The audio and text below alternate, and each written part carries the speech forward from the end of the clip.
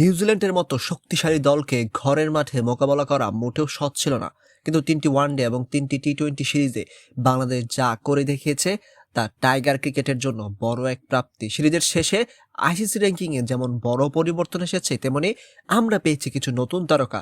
আজকের ভিডিওতে আমরা বিশ্লেষণ করব এই সিরিজ শেষে কার কতটুকু উন্নতি হলো। প্রথমে আসি ওয়ানডে সিরিজের কথায়। মিরপুর ও চট্টগ্রামের চেনা কন্ডিশনে টাইগাররা কিউইদের 2-1 ব্যবধানে হারিয়ে সিরিজ জয় নিশ্চিত করেছে। এই সিরিজের অন্যতম নায়ক ছিলেন অধিনায়ক নাজমুল হোসেন শান্ত। তার দুর্দান্ত সেঞ্চুরি তাকে ওয়ানডে র্যাঙ্কিংয়ে আরও কয়েক ধাপ এগিয়ে দিয়েছে।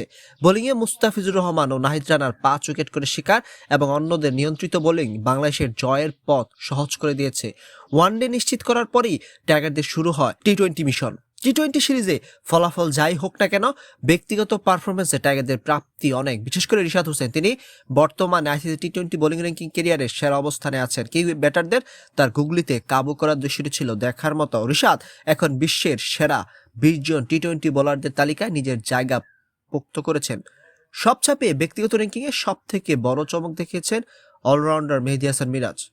তিনি বর্তমানে ওয়ানডে অলরাউন্ডার র্যাঙ্কিংয়ে 2 নম্বর অবস্থানে উঠে এসেছেন। তরুণ ব্যাটার তানজিদ হাসান তামিম তার সাহসী ব্যাটিংয়ের সুবাদে র্যাঙ্কিংয়ে বড় লাভ দিয়েছেন। অন্যদিকে বোলিং ইউনিটে তাসকিন এবং শরীফুল নিজেদের সেরা ফর্ম ধরে রেখেছেন, যা আসন্ন বড় টুর্নামেন্টগুলোর জন্য শুভ লক্ষণ।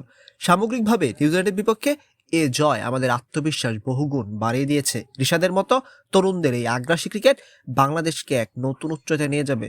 আপনার মতে এই সিরিজের সেরা মুহূর্ত কোনটি ছিল? কমেন্টে জানান এবং নিয়মিত এমন আপডেট পেতে ভিডিওটি শেয়ার করুন।